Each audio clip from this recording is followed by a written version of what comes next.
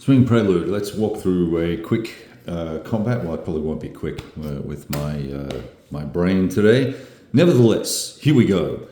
169th Division Infantry is combining with the 57th Brigade of Armor to attack the 208th of the 79th Regiment, sitting in, voila, the village of Turnovoy or something like that, whatever. It doesn't really matter what the friggin' name is at the moment. Now that village also happens to be an entrenchment, and that's going to be important in a sec. We've brought in air as a support. We've brought in artillery as a support. We have a maximum of 4 steps that can attack out. So that means that if we were wanting to use the armor and get the combined arms benefit, we would need to use the cadre value. We would flip it. You don't flip it over, but you would use the cadre value, which is 1 in this case, and add it to the combat value of this unit, which is 12 because it's a red B, right? So that would give us 13 combat factors. Now, I could add engineers in here. That would get us up to 15, which, looking at this guy, rated A, he's a 4. That's still not going to get us up the odds table. And because I'm in an entrenchment, guess what? Yes, this is going to be double, so now it's 8, right? So these guys are 8 in here, and 15 divided by 8 is going to bring us back to 1-to-1. So we may as well just attack with the 12, because combined arms also is not going to be of any value to anybody in the because it's an entrenchment. Okay, so far so good. So really, all we're going to do here is attack with the 169th Division with 12 combat factors versus 8 factors, and he's going to have a 1-to-1 attack. But he's going to try and roll for air. He rolled a 6. Sucks to be him. Doesn't come in. That's done for the turn. No more air support for that particular army, 28th Army area.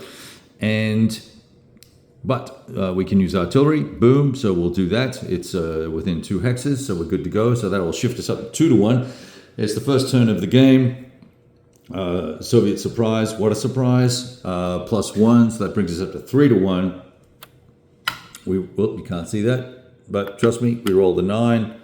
And that gives us a D2, which is actually not a bad result, all things considered. It's a DR2, I apologize. Now, so one quick thing, just on the CRT, and maybe Greg will see this video, I don't know, but on the CRT, it says if you're in a village, use clear or woods line on the CRT, and I assume that means that if the village is in woods, you would use that line. If it's in clear, you would use the clear line versus choosing which one. So that's how I'm reading that. It also allows us, because it's in a village, to ignore 1 retreat, and it allows us, if we use the engineers, we get 1 shift to the right when attacking the hex. Oh, correction.